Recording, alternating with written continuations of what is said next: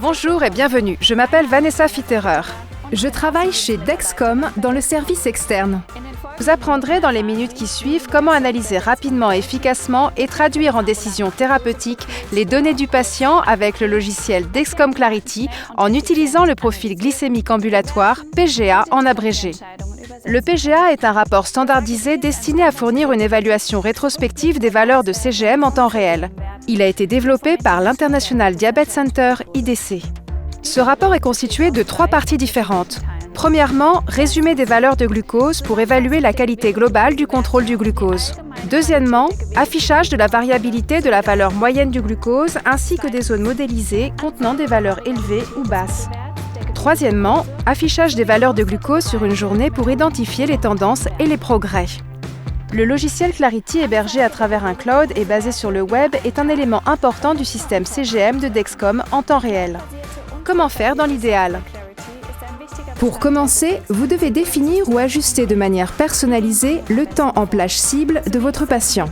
En effet, il est possible qu'une autre plage cible soit paramétrée dans l'appli Dexcom G6 ou dans le récepteur du patient, plutôt que dans son compte Clarity ou dans le rapport PGA. La plage cible par défaut du PGA est 70-180 mg par décilitre ou 3,9 à 10 mol par litre. Vous pouvez ajuster cette plage dans la barre d'outils supérieure dans l'intitulé du menu « Réglages ». Vous pouvez personnaliser cette rubrique. Par défaut, le taux de glucose des 14 derniers jours s'affiche dans le logiciel. Nous voulons maintenant vous montrer comment interpréter le profil glycémique ambulatoire en 5 étapes. Pour la première étape, il convient de vérifier la qualité des données. Vous voyez en un coup d'œil comment la CGM a été utilisée pendant la période considérée et dans quelle proportion les données sont complètes. Dans ce cas, c'est 76%, une qualité de données supérieure à 70% est considérée comme suffisante pour réaliser une analyse. Au cours de la deuxième étape, la plage cible définie et le temps en plage cible, TIR en abrégé, correspondant à l'anglais Time in Range, sont regardés de près. Vous voyez ici, dans un premier temps, la recommandation actuelle en ce qui concerne le temps en plage cible. Cette dernière est de 70 à 180 mg par décilitre ou 3,9 à 10 mol par litre. Les patients souffrant de diabète de type 1 ou 2 doivent donc atteindre un TIR supérieur à 70%. La troisième étape consiste à contrôler la fréquence des hypoglycémies. Des paramètres comme la fréquence, la durée en minutes, le niveau des valeurs de glucose ou la périodicité, c'est-à-dire le nombre d'événements par intervalle de temps, sont disponibles pour déceler les valeurs extrêmes. Qu'indiquent ces paramètres ou les courbes de répartition ? Le paramètre d'état médian caractérise la concentration moyenne de toutes les valeurs de glucose dans la plage de temps paramétrée. À cela s'ajoutent les percentiles. Ils indiquent les écarts interquartiles correspondants et ainsi les variations du glucose au-delà et en dessous de la médiane.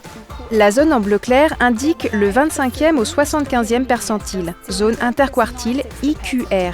La zone délimitée par le trait vert indique le 10e au 90e percentile, zone interdécile, IDR, ce qui reproduit l'amplitude des variations de glucose. La quatrième étape permet d'évaluer la variabilité du glucose, le coefficient de variation, l'écart type ainsi que l'IQR et l'IDR permettent d'interpréter la variabilité du glucose.